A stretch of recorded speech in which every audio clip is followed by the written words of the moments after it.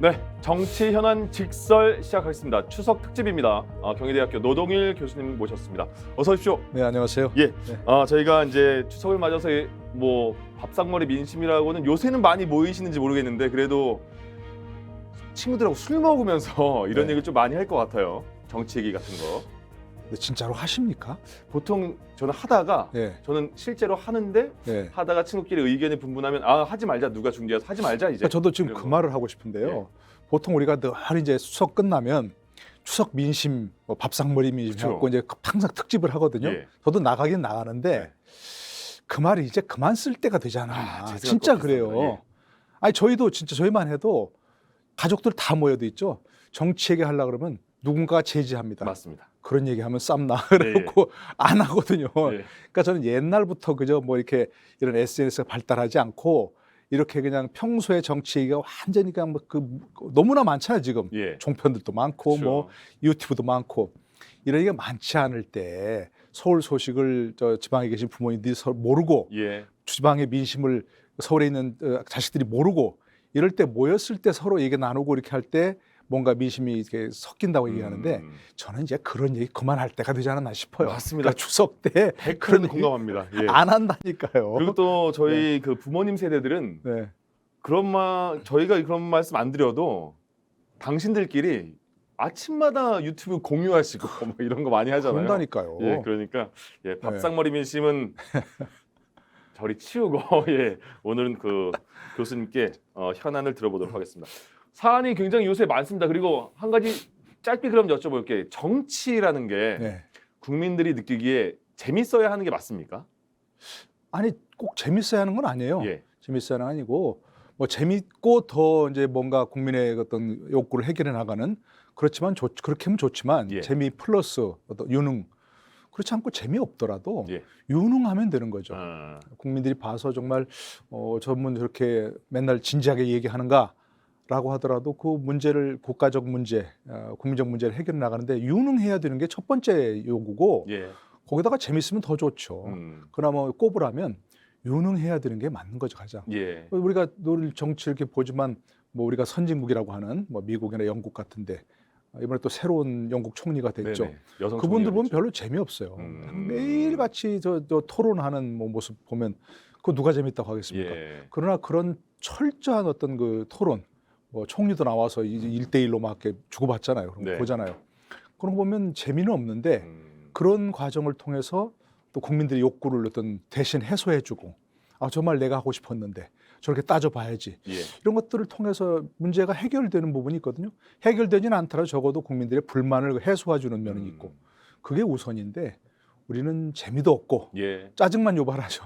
거기다 유능하지도 못하고 저는 그래서 문제라고 생각합니다. 그렇군요. 유능한 정치인들과 그리고 그거를 관심 있게 지켜보는 국민이 있으면 더 금상첨화할 것 같은데 지금은 재미라는 요소가 유능함과는 좀 반대로 가고 있는 것 같아서 하나씩 여쭤보겠습니다. 일단 먼저 대통령 지지율은 계속해서 떨어진 상태에서 뭐 반등은 최근에 하고 있습니다만은 반등의 특별한 그 모멘텀은 아직은 못 찾고 있는 것 같다는 생각이 들고요. 국민의힘 내부는 뭐 계속해서 비대위 이준석 전 대표와의 갈등 계속 이어지고 있고요. 또 민주당 같은 경우에는 이재명 신임 대표가 되면서 그 전부터 계속 우려했던 바대로 사법 리스크가 계속 묶여 있는 상황입니다. 일단 지금 전반적인 정치 구조를 판단해 주시고 하나하나 들어가 보겠습니다. 이런 식의 정치는 사실은 아까 얘기한 대로 뭐 미국이나 영국 얘기를 들었지만 거기도 사실은 굉장히 많이 그 예전보다 많이 정치적으로 이렇게 뭔가 양극화, 극단화가 심해지고 문제 해결 능력이 많이 떨어졌다는 얘기를 해요. 예. 그러니까 우리뿐만이 아니고 전 세계적인 현상인 것 같아요. 그래서 심지어는 뭐 책도 많이 나오잖아요.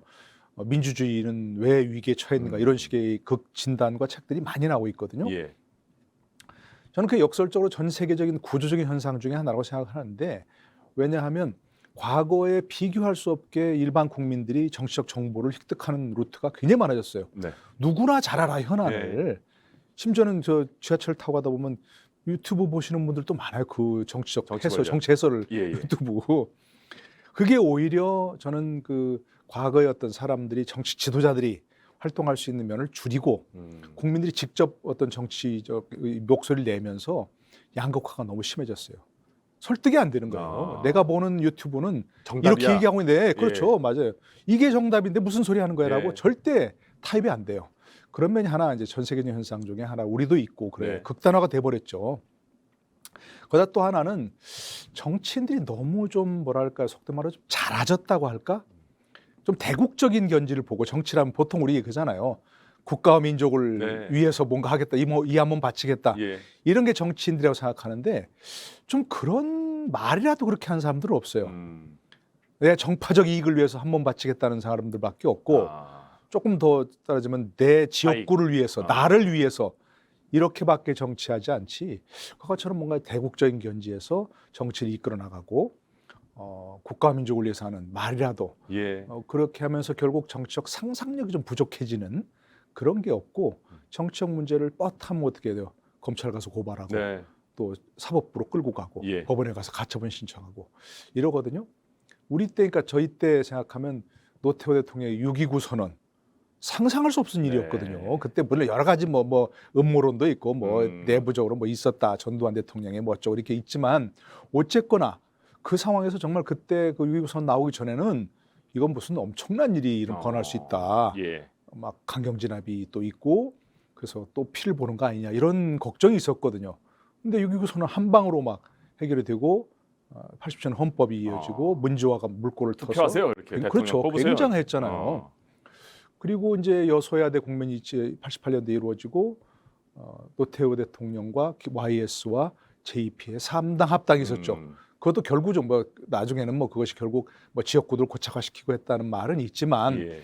엄청난 상상력이었죠. 상상도 못하던.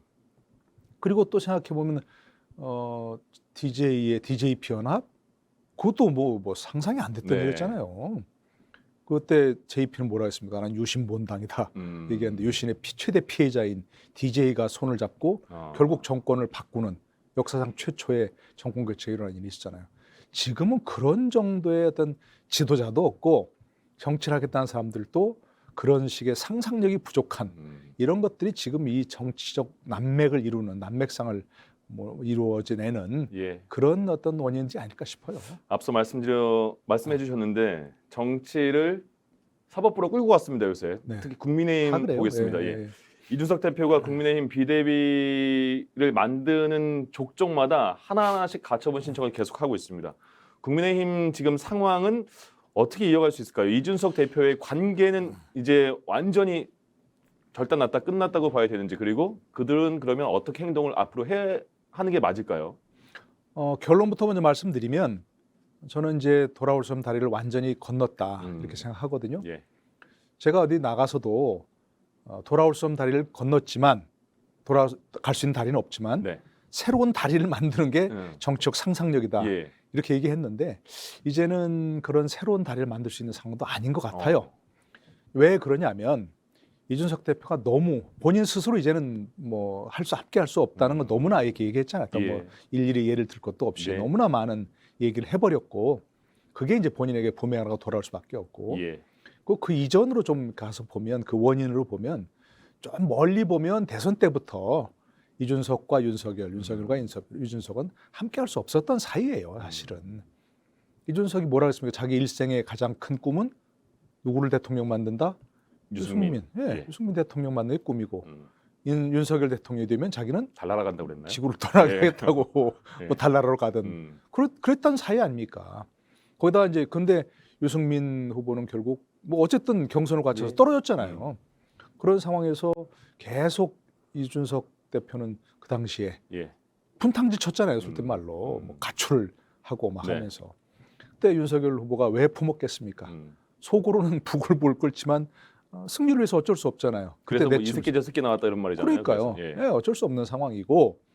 근데 지금은 이제 정권 잡은 게 이제 뭐 어쨌든 윤석열 대통령이 됐으니까 그때 이준석 대표가 조금은 아이고 뭐 얘가 예전에 잘못했습니다 했으면 되는데 그럴 상황도 아니었고 그러지 않았고 결국 또 아무런 꼬투리가 없었다면 어떻게 그걸 또 이준석을 내치겠습니까? 마음에 안 들지만 꼬투리가 있었잖아요. 성상납 의혹이 불거졌고 거기에 대해서 이준석 대표가 제대로 해명을 못했고 그런 상황 때문에 징계에 이어졌고 그건 옛날 같으면 아까 얘기한 대로 그런 어떤 큰 정치를 했던 사람들 음. 같으면 그런 일이 벌어지면 어떻게 하겠어요? 예.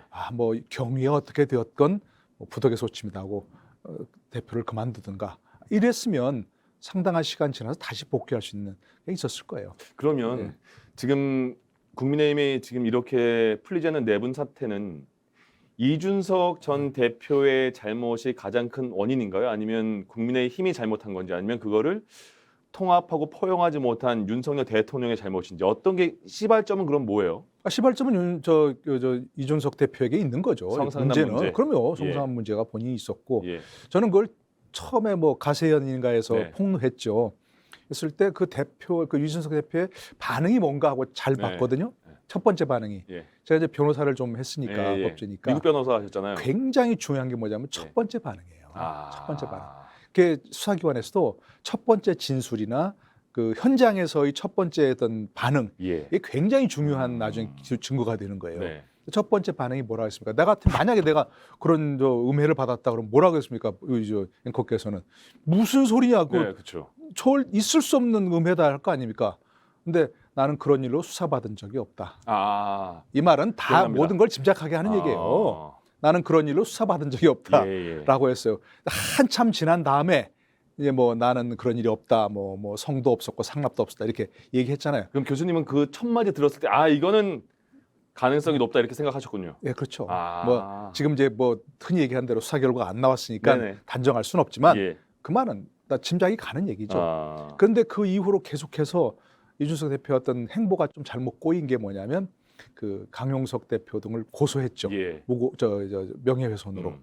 그런데 그 정작 폭로한 당사자인 김성진인가요? 그 사업가는 지금도 전혀 언급도 안 하고 있죠. 그러게요. 뭐 시계가 잘못됐다, 시기가 잘못됐다 이런 얘기만 하고 있지 고소를 안 합니다. 그러니까 그건 이제 짐작할 수 있는 얘기고 무슨 예. 일인지 세상 사람이 다 알 거 아니에요.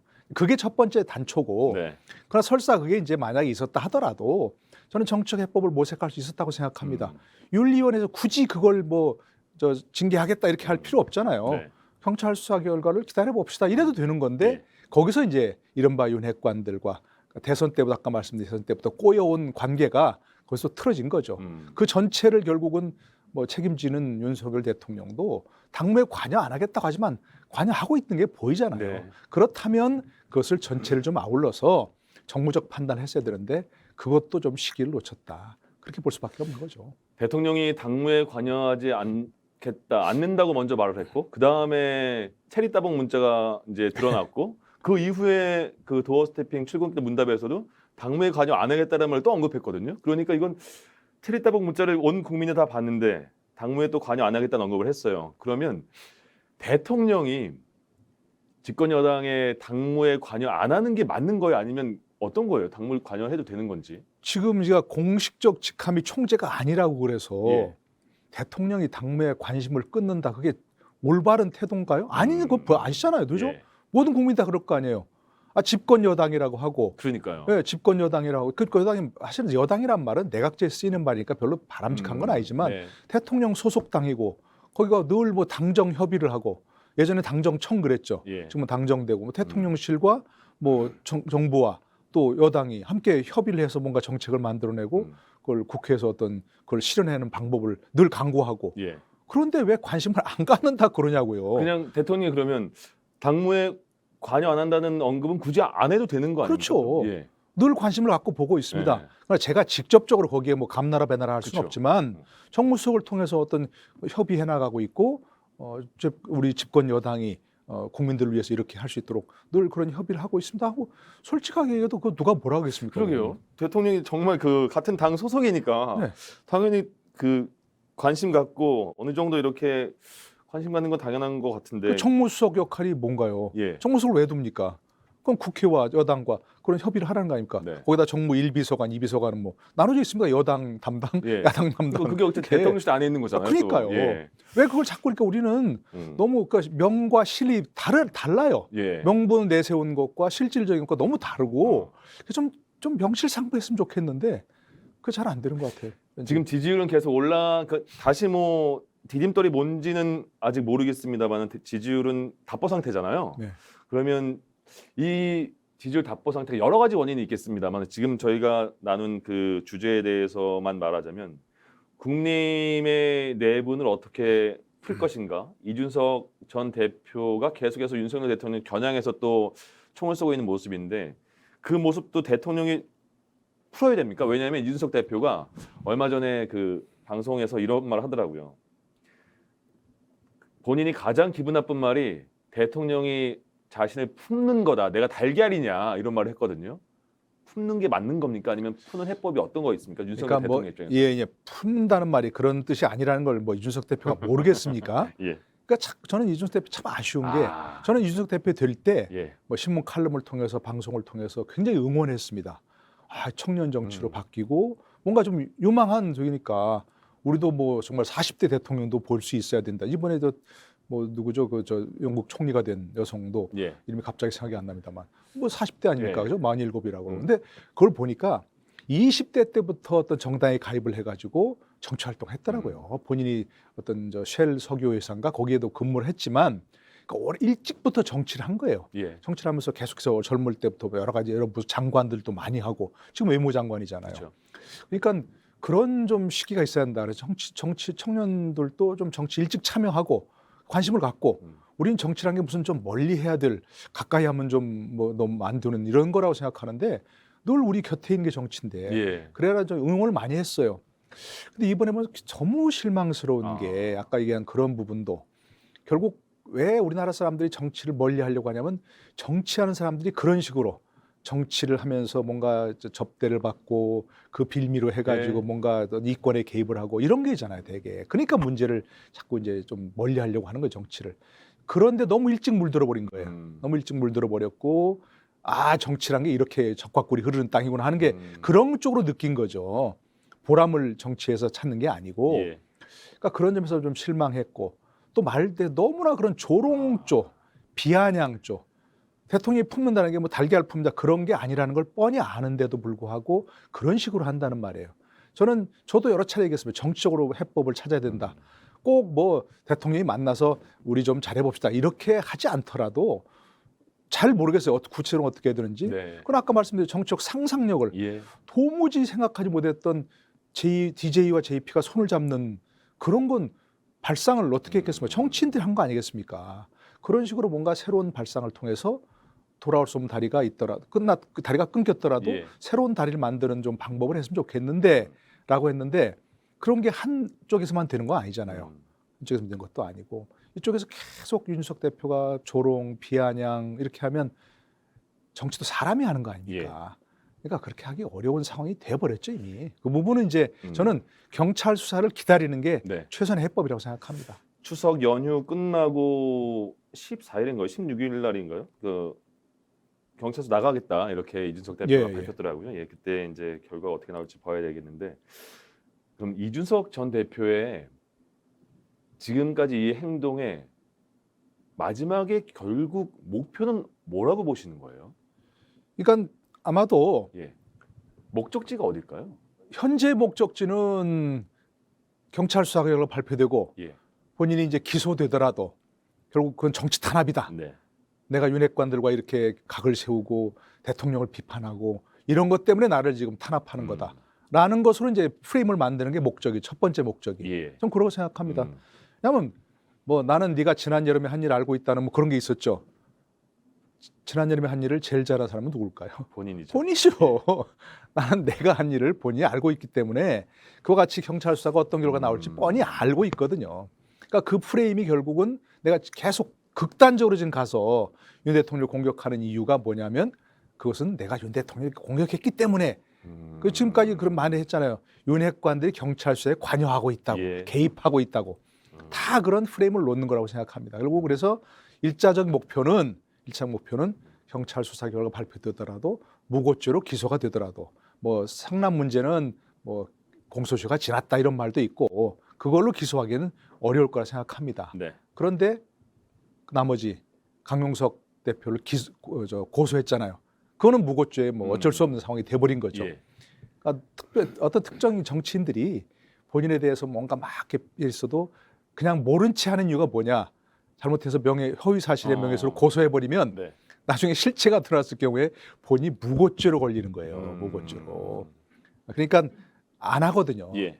근데 이준석 대표 섣불리 고소해버린 거예요. 외면했어야 되는데 그건 이제 무고죄로 되니까 그럴 경우에 이제 본인의 안위를 위해서 나는 기소가 되더라도 이제 이렇게 된 거야 이렇게 하려고 하는 것이고 프레임은. 두 번째는 어쨌든 그런 프레임에 걸려서 기소가 돼버리면 본인의 정치 생명이 끝날 거 아닙니까? 네. 그런데 그때도 본인의 정치 생명을 이어갈 수 있는 길이 뭐냐? 이제 친윤으로 뭐 현재 윤석열 정부를 뭐 나는 친해요라고 할 수 없는 상황 아닙니까? 그러면 그 이후에도 뭔가 과거 이제 유승민 의원이라든지 전 의원이라든지 그런 계통 사람들과 함께 조금이라도 정치적 뭐 어떤 그 생존을 모색할 수 있는 방법을 이제 강구하는 거겠죠. 그것도 가능성이 있다고 보세요?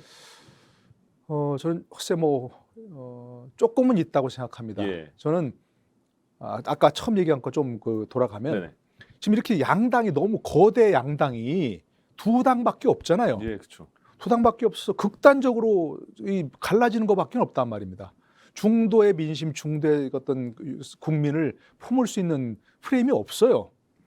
근데 우리나라 정치에 지금까지 이제 예를 들어서 과거 이제 박정희 전두환 때는 말고 어떤 이런 민주화될 이후의 정치에서 이렇게 극단적인 대결만을 본 것 같은데 그게 아니고 가장 정치가 무르익었을 때가 언제냐면 역설적으로 1988년 민주화 이후 처음 사당 체제, 민주정의당, 뭐 통일민주당, 뭐 민주평화당 이런 평화민주당인가요? 이런 식으로 그러니까 막 노태우, YS, 뭐 DJ, JP 이런 정당들이 네 당이 있을 때 여소야대 정당. 예. 그러니까 여당은 소수지만 야하 3당을 합치면 다수지만 여당도 절대 다수를 못 갖고 있고 어느 한 당도 절대 다수를 못 가졌을 때가 제일 평화로웠다는 것이거든요.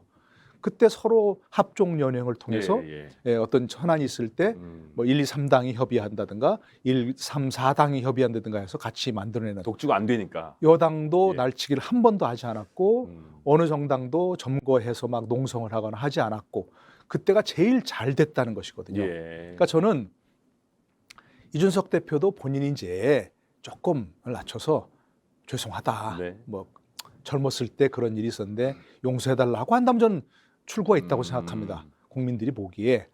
그런데 끝까지 만약 본인이 뭐 이건 나는 뭐 정치 탄압이야라고 한다면 없는데 아마 그 시간이 지나서 이준석 대표도 태도를 좀 바꾸고 그리고 저는 차라리 4개 정당으로 쪼개졌으면 좋겠어요. 어떻게 쪼개죠 그럼? 그러니까 예를 들어서 국민의힘도 친윤 비윤으로 좀 갈리고 거기다 더불어민주당도 너무 거대해요. 제가 어느 누구라고 얘기할 수 없는 어떤 참 좋은 분인데 더불어민주당 다 좋겠지만 그런 게 궁금한데 누구신지 정말 궁금한 나중에 말씀드릴게요. 개인적으로 정말 좋은 분인데 그분이 말씀하시기를 더불어민주당의 문제가 뭐냐 너무 많다는 거예요. 너무 많아서 제대로 운신을 못한다는 거예요.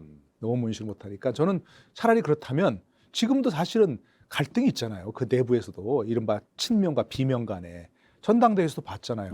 그렇다면 차라리 저는 친명과 비명으로 쪼개져서 사당이 이렇게 좀 나눠지고 그래야 뭔가 좀 그 양당 극단의 염증을 내는 국민들도 속할 수 있는 내가 난 저 정도면 내가 뭔가 이 저정당과 추구하는 바와 좀 동조할 수 있어 이렇게 돼야 될 거 아니에요. 그렇군요.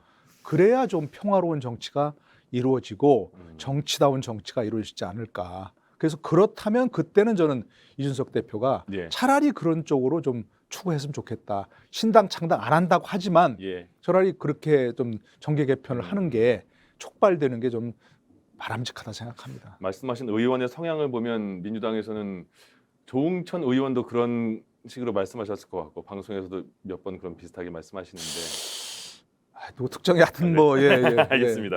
그럼 이제 대통령 언급 잠깐 해보자면 지금 그 용어가 굉장히 많이 나오는 게 윤핵관, 용핵관, 검핵관, 최근에는 초핵관까지 나왔어요. 초핵관은 뭔가요? 초선 의원들 이제 다 이제 섭렵을 하는 중이다 이렇게.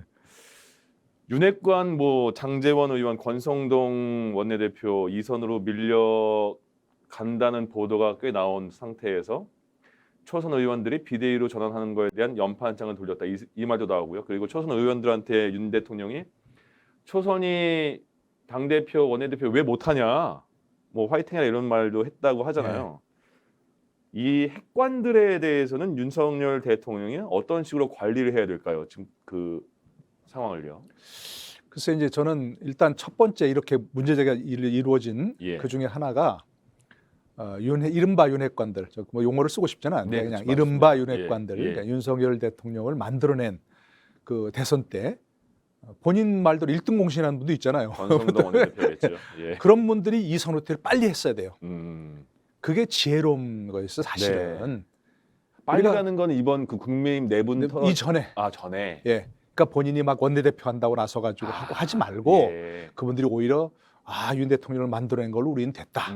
이런 식으로 슬쩍 뒤로 빠졌으면 예, 예. 오히려 그분들이 실세가 되고 그런 지금 분란도 상당 부분 안 나지 않았을까 하는 생각이 들어요. 왜냐하면 우리 흔히 토사구팽 얘기하잖아요. 네. 그게 배신이야 막 이렇게 아니 그 사냥 일대 공을 세운 사냥개를 사냥이 끝나고 나서 버린다. 뭐 없애버린다? 무슨 삼는다 이러면 너무 잔인하니까 네네네. 없애버린다 이러면 그 배신이라는 프레임으로 얘기하잖아요. 근데 저는 그게 굉장히 자연스러운 일이라고 생각합니다. 뭐 사냥할 때는 용맹하고 막 사납고 예. 뭐 곰하고도 싸우고 이런 사나운 사냥개가 필요하잖아요. 그래서 사냥이 끝나고 나면 그런 사냥개는 어떻습니까? 존재가 거추장스러웠잖아요. 네네. 저렇게 사나운 개를 하다가 잘못해서 어디 우리에 뛰어나가는데 많이 보잖아요. 예, 예. 사람을 물고 심지어 주인한테도 막 달려들고 닭장에 들어가서 막 예, 닭을 예. 물어버리고 이러면 그 거추장스러운 존재가 되잖아요. 그죠? 네. 그러니까 다른 해석이라서 새롭습니다. 토사구팽은 당연한 저는 인생 진리라고 생각하거든요. 사냥개들이 사냥이 끝났으면 얼른 뒤로 물러가서 애완견이 되든지 예. 다음 사냥을 위해서 조용히 뒤에 있어야지 그분들 그때도 계속 앞에 나서서 설친다 말이 좀 그렇지만 어쨌든 하면 이거는 안 되는 거였습니다. 우리 고사에서도 보지만 한고조 유방에게 대해서 한신이 용맹스러운 장군이었잖아요. 한고조 유방을 만들어낸 한고조를 만들어낸 한신이 뭐예요? 그때 계속 안 물러나고 무슨 제후가 왕이 되고 막 이러면서 결국은 팽당한 상황 아니에요. 그러니까 그때도 이름이 기억이 안 나는데 다른 신하는 얼른 뒤로 물러나가지고 뭐 이렇게 뒤에서 조용히 하고 나는 뭐 그냥 돈이나 챙기고 편안히 잘 먹고 잘 사는 걸 원합니다. 이렇게 해서 목숨을 부지했잖아요.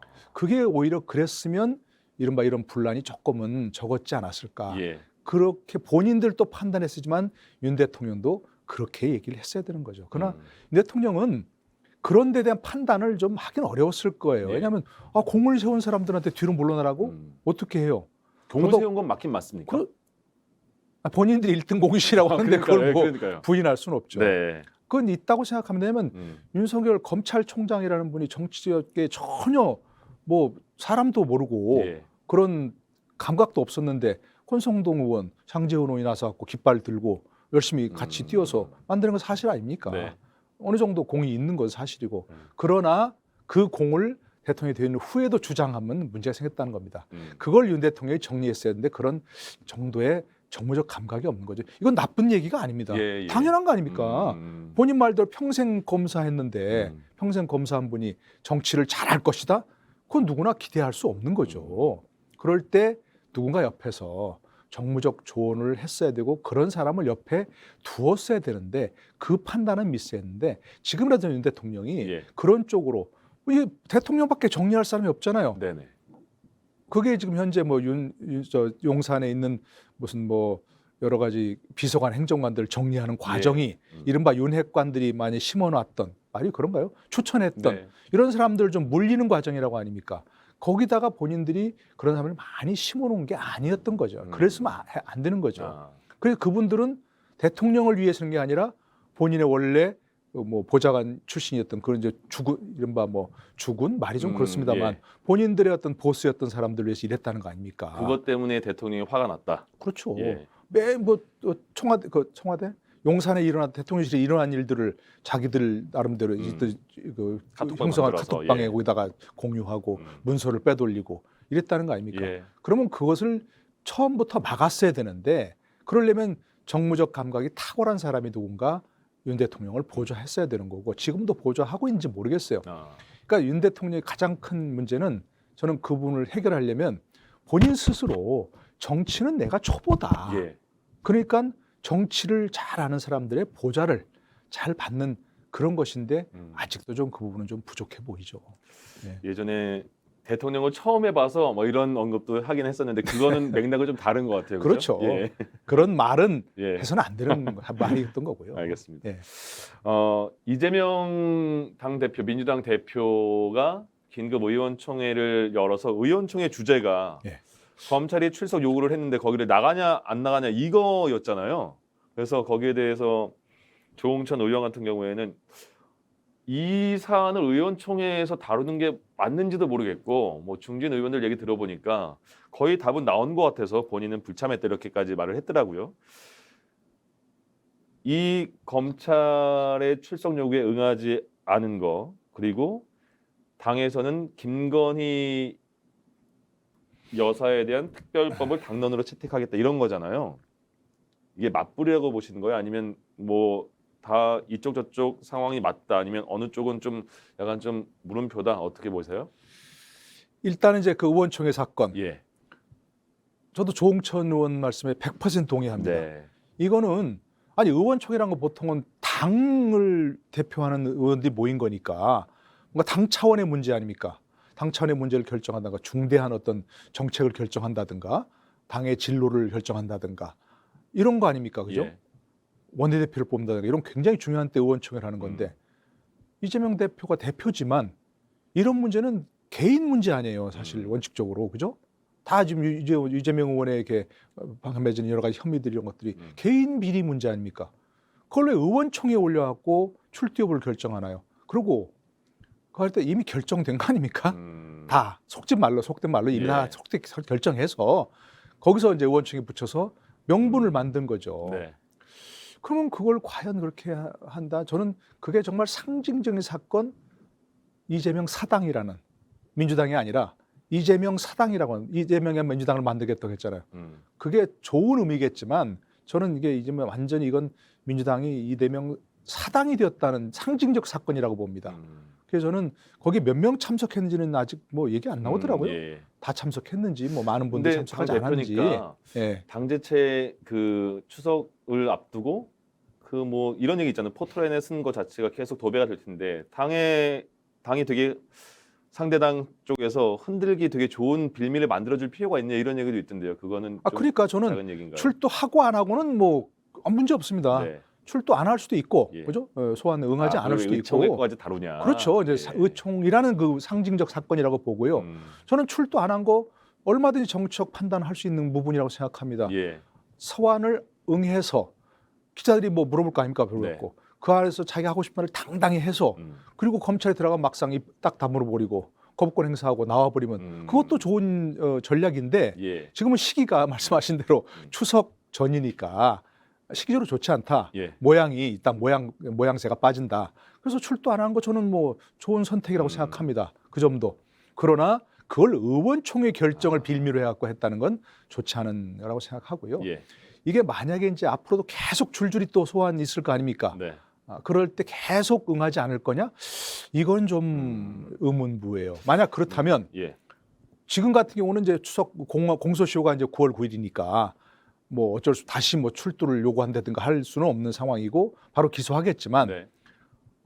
계속 응하지 않는다 그러면 보통은 어떻게 합니까? 출두 요구를 하고 응하지 않으면 체포영장을 청구하죠. 근데 국회에서 뭐 국회의니까 처리가 될지 체포 모르겠네요. 동의안을 처리해야 예. 되죠. 그리고 거기서 또 정부 대표로 나왔고 법무장관이 동의하는 취지를 설명하고 이거 굉장히 좋지 않은 그런 모양새가 될 겁니다. 한두 개겠습니까 그게? 예. 계속 이어질 겁니다. 이 대표 임기가 2년이죠. 네. 2년 내내 그렇게 이어질 겁니다. 아. 그러면 민주당은 또 이제 그거야말로 의원총회로 결정해야 되겠죠. 예. 당론을. 뭐 그때 뭐 체포동의안에 동의합시다 할 사람이 어디 있겠습니까? 예. 다 불응하고 다 체포동의안이 또 이 의결되지 못하고 돼버리겠죠. 그러면 과연 그 상황이 민주당에 좋을까요? 이건 굉장히 중요한 포인트입니다. 왜냐하면 이게 민주당 의원이 되고 대표가 된 이재명 의원에겐 좋겠죠. 예. 방탄에 몇 되겠지만 민주당이 계속 거기에 엮여가지고 같이 수렁으로 들어가는 그런 상황이 돼버린단 말입니다. 내후년 총선 때까지 그런 모양새가 계속 있었거든요. 예. 이거는 민주당에서 다시 한번 생각해야 될 그런 문제라고 생각합니다. 김건희 여사는 그 국민대에서 논문 표절 아니다 그렇게 굉장히 장시간을 뭐 조사한 기간은 장시간입니다. 근데 결론은 논문은 표절이 아니다 이렇게 결론이 내서 정말 표절이 아닌가. 그래서 전국의 14개 교수와 학술단체가 국민검증단을 만들어서 검증을 해봤더니 점집 홈페이지에서 따온 글도 있고 사주팔자 블로그에서도 따온 글도 있고 이런 해피캠퍼스라는 건 저도 대학 때 리포트들 이렇게 자기가 본인이 쓴 그 대학교 리포트 올리면 거기서 한 저 당시에는 1,000원 정도 주고 그거 다운받아서 약간 대학교 뭐 시험 볼 때 짜깁기해서라도 내고 막 그러잖아요. 리포트도 다 그렇게 따죠. 예, 거기서도 따왔고 표절이 너무 심각하다. 예. 복붙이 너무 많다. 이론의 여지 없이 모든 논문이 표절 집합체다. 이렇게 이 국민검증단은 결론을 내렸습니다. 국민은 그러지 않았고요. 어떻게 봐야 됩니까 이거는? 글쎄 저는 국민대의 사정이 뭔지 잘 모르겠는데 예.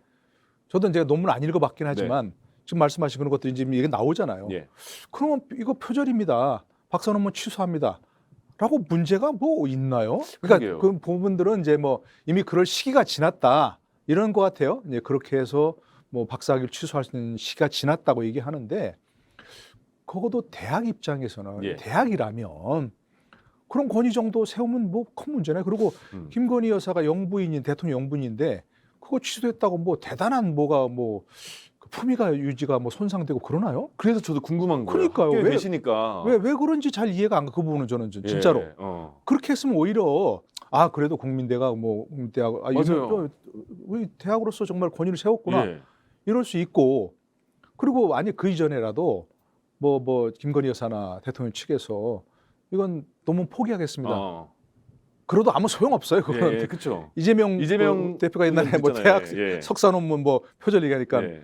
말은 좀 잘못했죠. 무슨 이름도 없는 대학이라고 말이 안 되는 그렇죠. 거였지만 예. 논문 포기하겠다고 하니까 그 석사 포기가 안 되는 거예요. 네, 원래가 네, 네. 포기라는 게 있을 수 없는 얘기인데 아무도 문제 삼지 않잖아요. 예. 미리가 그렇게 해버렸어야 되는 거죠. 이거는 우리가 뭐 더 이상 필요도 없고 예. 그때는 그런 기준이 없었기 때문에 말씀하신 대로 그런 걸 했지만 죄송하게 됐다. 논문 포기한다. 박사학위도 포기한다. 이래 해버렸으면 되는 것이고 예. 대학 측에서도 깔끔하게 그렇게 정리를 해버렸어야 오히려 김건희 여사를 위하는 쪽이 됐을 텐데 저는 그건 도저히 이해할 수 없는 그런 처신이라고 생각합니다. 정치가 초반에 제가 정치가 재밌어야 되냐 여쭤본 게 많은 국민들이 정치에 관심이 많은지 관심이 많은 것과 정치가 재밌다 이런 거는 좀 다른 것 같아서 여쭤본 거거든요. 근데 지금 앞서 말씀하신 것처럼 양당으로 딱 두 당으로만 구분되어 있고 그리고 국민들도 많이 이렇게 한쪽으로 치우친 모습이 많이 보이는 게 이게 영향이 정말 그 매체의 다양화, 유튜브 등등 다양화 때문에 그러는지 아니면 정치권에서 국민들이 그렇게 갈라치게 만드는 건지 이게 어느 정도 그래서 친구들끼리 앞서 말씀드린 것처럼 명절 때나 아니면 술자리에서 친구들끼리 말하다가도 막 싸우잖아요. 이렇게 네. 정치 그 성향에 대해서. 그래서 주위에서는 본인의 정치 성향을 아예 말하지 않는 사람도 있거든요. 괜히 말했다가 이 사람하고 다른 성향이면 어떡하지 그런 조심스러움이 있고 정치와 국민과의 관계는 지금 어떻게 돼야지 좀 맞는 걸까요? 지금. 글쎄 이제 결국은 현명한 국민이 현명한 정치를 만드는 거라고 이제 얘기를 하는데요. 예. 사실 그 국민과 정치권 국민은 상호 작용을 하는 거죠. 상호. 말씀하신 대로 양극단 나눠졌기 때문에 정치가 그러냐, 정치가 그렇기 때문에 국민이 나눠졌냐 하면 뭐 어느 게 달걀이 먼저냐, 달걀이 먼저냐 하기는 어렵지만 네. 일단은 극단적인 어떤 정치 성향들이 극단적으로 가는 건 맞습니다. 아까 얘기한 대로 전 세계적인 현상이거든요. 예. 전 세계적인 현상이고 과거 뭐 영국이 뭐 제3의 길이라고 하지만 지금은 뭐 전혀 아닙니다. 보수와 어떤 이른바 노동당과 보수당이 완전히 나눠져 있고요. 그리고 지금도 예를 들어서 뭐 새로운 그 이름이 뭡니까? 그 저 새로운 영국 총리 영국 이름이. 총리 그래서 갑자기 그 이름이 저도 아침까지 이야기했었는데 어쨌든 아침까지 알고 있죠. 방송하다 우리 왔는데 뉴스도 많이 까먹었네요. 나왔잖아요. 그죠? 그러니까요. 근데 그분은 예전에 처음에 그가 진보적인 자유민주당인가를 처음에 들어갔다는 거예요. 그러니까 지금 이제 보수당 총리가 되면서 배신자라고 막 예전에 뭐 정치 이념이 불분명하다, 확실하지 않다 이렇게 비난을 받는다는 거거든요. 예전 같으면 그건 오히려 유연함으로 포장될 수 있는 부분인데 비난의 대상이 될 수 있다는 거예요. 네. 총리가 되긴 됐지만 어쨌든 그런 식으로 과거와는 달리 완전히 양극화된 정치가 전 세계를 지배하고 있는 건 맞아요. 그래서 지금 정치학자들의 많은 주제가 또 책이나 논문 같은 거 주제가 왜 이렇게 양극화됐냐 하는 거 이제 여러 가지 뭐 SNS의 영향 무슨 뭐 어떤 말씀하신 대로 굉장히 많은 유튜버들 생기면서 왜냐하면 유튜버가 인기가 있으려면 극단으로 가지 않으면 안 되는 거예요. 많이 거칠고요. 예, 막 극단으로 가서 보니까 돈 막 받고 이래야지 네. 합리적이고 적당히 이렇게 양쪽을 하면 아무도 안 본다는 네. 거예요. 아무도 양쪽 다 우리 게 아니라고 네. 생각하기로. 그러니까 그런 것도 굉장히 큰 영향이 있고 그게 정치권이 부추기는 면이 있는 거죠. 왜냐하면 30%만 내 편으로 만들고 있으면 확실하게 내 편이 되면 그 플러스 조금만 알파 하면 예. 조금만 플러스 알파 하면 트러스 정국 총리군요. 맞아요. 예, 조금만 거기다가 플러스 알파 하면 선거 승리가 가능하다는 거죠. 그러니까 정치공학적으로 보면 그게 오히려 유리하다는 거예요. 예. 제3의 길로 가서 중도를 추구하는 그것보다는 확실하게 내 편을 30이야 나눠져 있으니까 네. 40이 중도라 그러면 30만 내 편을 확실하게 결집시키면 플러스 조금만 더 하면 내가 이길 수 있다는 그런 쪽이니까 예. 그게 이제 정치권의 영향이 굉장히 크고 거기다가 이제 그런 것들을 무비판적으로 따라가는 국민들이 있다는 거죠. 그러니까 예. 유튜브를 보더라도 이것이 내 편에 내 구미에 맞는 건지 아니지 그건 일단 1차적인 기준이 되겠죠. 내 생각과 다른 거 보기 싫잖아요. 솔직한 그렇습니다. 말로. 그리고 또 한 번 클릭하면 그게 계속 비슷한 게 떠요. 유튜브에서. 맞아요. 예. 그러니까 예. 그게 정말 사악한 알고리즘이다. 네. 그 얼마 전에 그 미국 청문회에서 그런 그 폭로가 있었죠. 알고리즘을 그렇게 일부러 만든다고 하는 예. 뭐 F 어쩌고 하는 그 회사도 그렇고 예. G라고 하는 그 회사도 맞아요. 그러니까 생각을 지배하는 것 같아요. 그러면 계속. 그게 일부러 이렇게 알고리즘을 만든다는 거죠. 예. 그래서 사악해진다는 거예요. 그 일부러 그렇게 만든다는 거예요. 네. 그런 쪽으로. 그게 처음에 하여튼 구글의 그 표어가 뭐였습니까? Don't be evil이었죠. 사악해지지 말자는 게 첫 번째 구호였습니다. 예. 근데 그거 없어졌어요. 언젠가 그거 사라졌습니다. 그리고 구호가. 사악해졌네. 맞아요. 그게 굉장히 큰 영향을 끼친다는 거예요. 예. 알겠습니다. 앞서서 명절 때 밥상머리 민심이란 말은 이제 너무 지난 얘기다 이렇게 말씀을 하셨습니다. 그래서 저희가 이렇게 오붓하게 명절 추석 특집으로 지금의 전반적인 큰 틀에서 정치 현안을 여러분께 노동희 교수님께서 잘 설명해 드렸다고 생각이 됩니다. 추석 특집으로 마련한 정치 현안 직설 여기서 마무리하죠. 경희대학교 노동희 교수님과 함께했습니다. 명절 잘 보내시고요. 안녕히 계세요. 고맙습니다. 네, 고맙습니다.